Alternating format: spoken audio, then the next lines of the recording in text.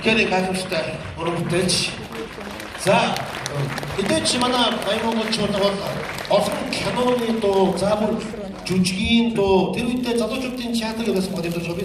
Тэрийг сандгийн хүүг залуучуудын театр тийм. Тэнд одоо нэмдүүлж байгаа сүүлчийн үдэлт, ангбрийн дэвтэр, ойн цоорох, зүггүй шомболоо ойлго,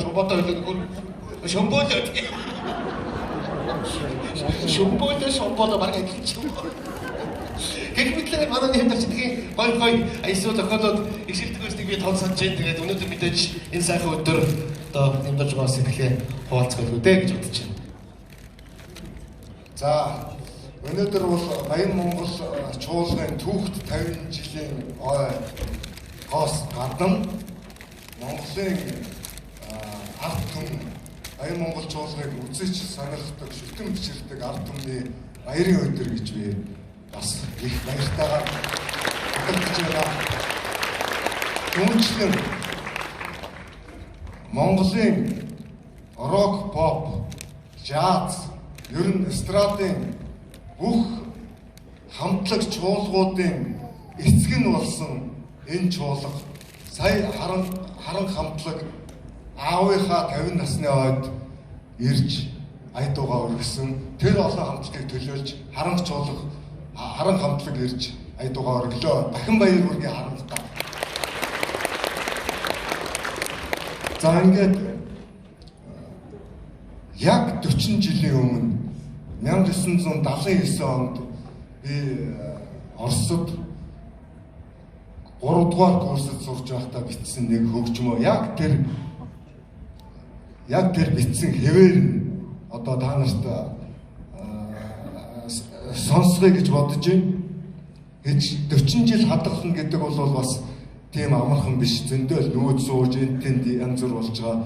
Тэгээд энэ ингээ ноолорцсон энэ хөгжмийг яг тэр үед бичснээр нь өнөөдөр манай энэ залуучууд тоглож үзүүлэх гэж байна. Энэ хөгжмийг сургуулаа төгсөж ирээд Баян Монгол чуулга дээр дуурхахад хөгжимдсэн Ахмад хөгжимчин А хишигт орж одоо энд сууж байгаа бүгдээрээ танилцсан. А хишигт орж Эл Сүлбаатар, Б Мөнхбаяр, Босоор Сүхэ Аавай